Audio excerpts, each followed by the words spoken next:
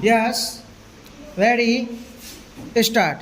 I am glad to welcome you to this first All India Conference on letters to be held under the auspices of the central government. The history of India's achievement in the field of letters extends over millennium and is evidence of the innate genius of the pupil and the encouragement and support extended by the pupil and the encouragement and support extended by enlightened kings and other lovers of letters. These great traditions still remain, but for reasons which are well known, the patronage which in the past was extended to literature by the state has been absent ever since India lost her independence. Now that India is free, it is imperative that we try to make up for the lost ground and create conditions in which our languages can develop their innate potentialities and contribute to the heritage of the world.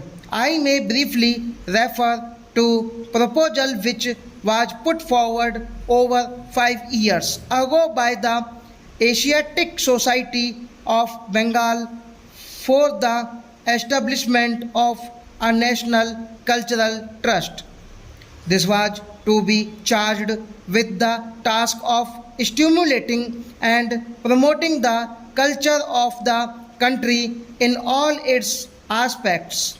The society proposed that the trust should function as an autonomous body and consist of three academies versus an academy of letters to deal with the Indian languages, literature, philosophy, and history, an academy of art and architecture, and an academy of dance, drama, and music was intended that these academies should aim at maintaining and improving the standards of achievement of all these fields of culture, since literature and culture can flower best in an atmosphere free from the restrictive influences of officialdom. It was proper for the asset society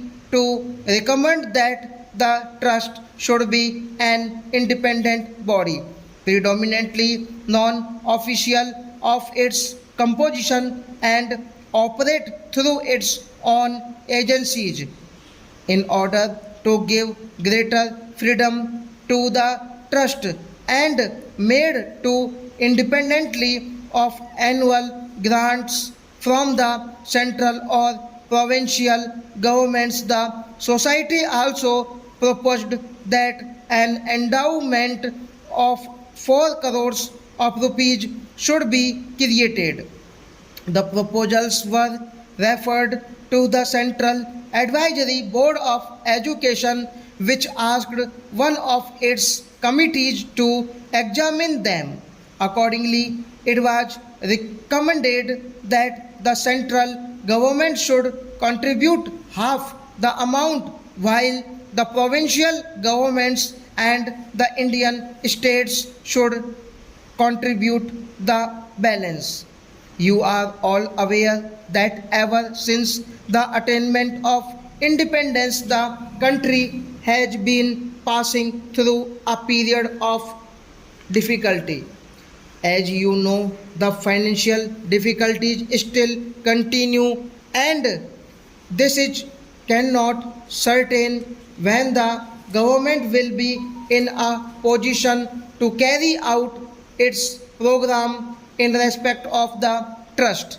Nevertheless, a beginning has been made and an all India conference on art was held at Calcutta in August 1949, as a result of which an advisory body on art was set up, we have decided to hold the conferences on letters and on dance, drama, and music during the current year so that the advisory bodies for these subjects may also be set up without further delay.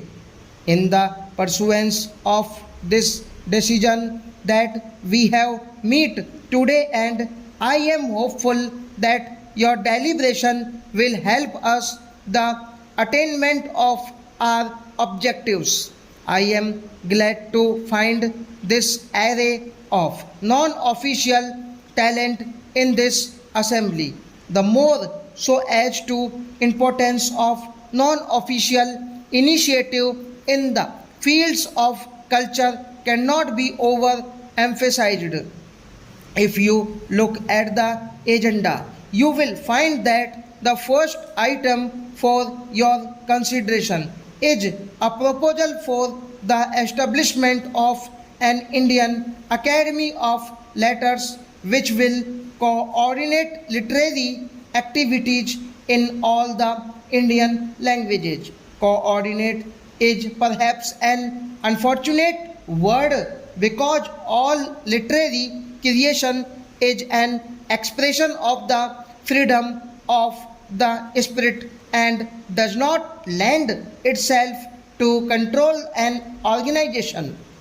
What, however, an academy can do is to consider ways and means for the preparation and maintenance of an overall survey of literature in all the Indian languages so that through greater knowledge of one another's efforts, literary men and women in all the languages can be spurred to greater activity and help in the creation of a literature which is comparable to that of the advanced languages of the world.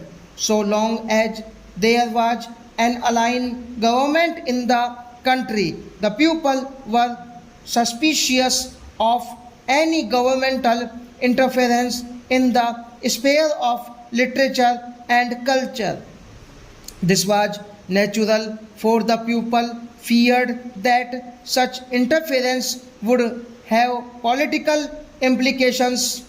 Today, with the establishment of a national government, there need be no such political fears, and some people, in fact, expect the government to be entirely responsible for the development of our languages. I would, however, like to state that even a national government cannot and should not be expected to develop literature and culture through official orders. The government should certainly help both by material assistance and by creating an atmosphere which is congenial to cultural activities. But the main work of the development of literature and culture must be the responsibility of individuals endowed with talent and genius. Stop.